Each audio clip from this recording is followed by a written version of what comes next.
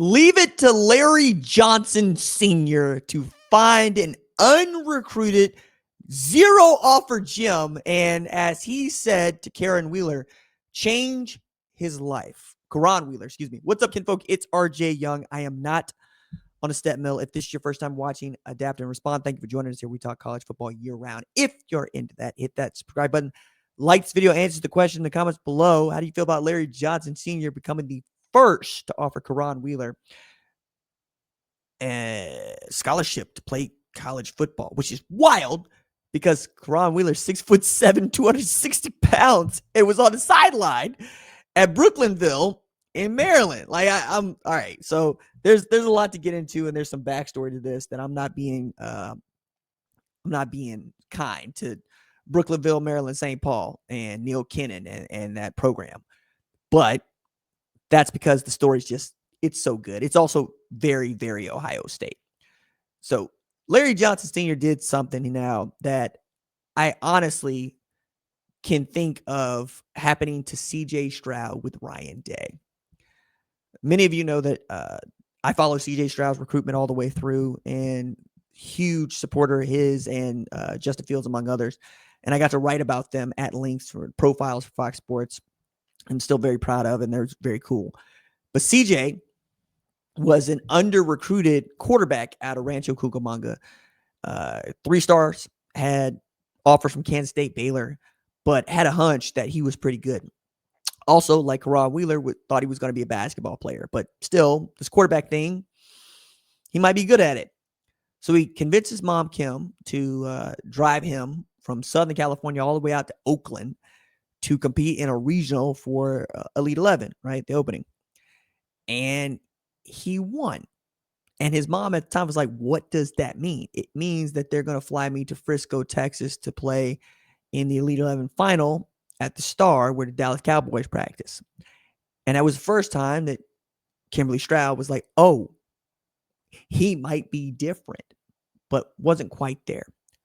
So he gets to Elite 11. And he does what no other quarterback had done before. He got a perfect score on his throwing assessment from the staff there, which at the time was head coached by Trent Dilfer.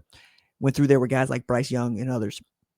And CJ, as you know, is one of the most accurate guys in the NFL when he's on. And at Ohio State was surgical with the football. But Ryan Day was the first guy to extend him an offer at the Power 4 level that he raised everybody's eyebrows. It's as if, Nick Saban at Alabama or Kirby Smart at Georgia, or even at the time Dabo Swinney at Clemson had offered you, right? You're going to get even more offers after that, and it changes your life because being offered by the Buckeyes means not only that everybody else comes through, but now many more people know your name, and they're also going to follow you for a very long time. So leave it to Larry Johnson Sr. to spot a guy who was a student manager on the sideline because he thought he should be focusing on basketball at 6'7", 260, but ended up playing a little bit of ball and helped lead his program to a state championship for the first time in 12 years. And Larry Johnson Sr. seen him play, and he got his number from his head coach, and he texted him. He said, I'm about to change your life. And that is how Ohio State became the first to offer Cahron Wheeler athletic scholarship to play football. Everybody else followed. LSU, Georgia, all the way down. Dude just took an unofficial visit to Penn State. And his recruiting will pick up even more after basketball season ends.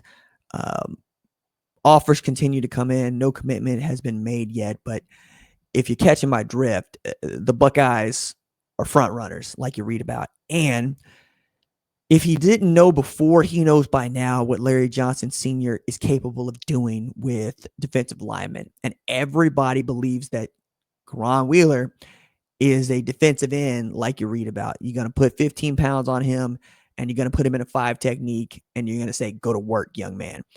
And when you look at what Caden McDonald was able to do last year, Caden Curry, and before that, Jack Sawyer, Joey T. Tuimoloau, or if he continues to grow, you can move him inside and he'll probably make even more money. But the idea that this kind of a player could go under recruited and unrecognized for the most part it's still one of the reasons why I love college football, especially now that people are much more interested in the transfer portal and much more interested in proven commodities and guys they don't really have to develop who are ready made after being developed somebody else's program. And you're going to see more of that. I mean, that's how European soccer works, and this is part of the system. You develop them in your youth academy, and then you sometimes promote them to the senior team. Sometimes you don't. Sometimes you sell them for a transfer fee, and their transfer fee in college football is a buyout. Buy the player out of his NIL deal.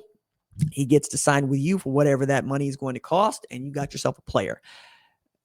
I still think that there's a market inefficiency that the bigger teams, Ohio State, Oregon, Oklahoma, Alabama, Georgia, Texas, can exploit if they want to, because you will always have enough to go and offer transfer portal needs, but still be able to develop high school football talent that can play for you immediately and or down the line. Immediately, Bo Jackson last year became RB1 on a team that was ranked number 1 in the country for more than 4/5 of the season. Like it's that. So it is not as if being offered an opportunity to sit on the bench for 2 years. Sometimes that happens. But now, if you're being offered, you have the potential and capacity to play right away. It's just, will you get there? And if you don't get there, we'll come back around to it. Will you still be here in a year or two? We'll see. We've seen guys at Ohio State, especially at the skill positions, decide they need to enter the portal, especially at wide receiver, right?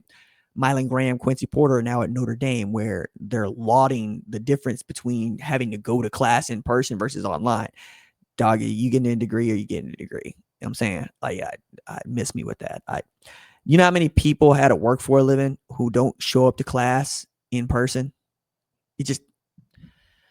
They put him out there to say that, and that's, it is what it is. But I'm really not going to be swayed by this analog thinking that you have to show up in person to class to receive the knowledge that is being bequeathed by your professors.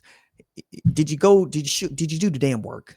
You know what I'm saying? Like, at this point, getting a high school diploma, getting a college diploma is about showing the workforce that you can finish something that you said you're going to start, or that you started something and you finished it. You can follow orders. For the same reason, you can go join the military. You just decide to play college football, but I digress. It's a very cool story that Cahron Wheeler is getting to live. And I wanted to do this segment because it's February. It's a lot of mess. It's a lot of eligibility cases. I mean, Charlie Baker wants to extend the NCAA men's basketball and women's basketball tournaments past 68 teams to God knows what. And y'all was still yelling at me about 2014 playoff being too much. Miss me.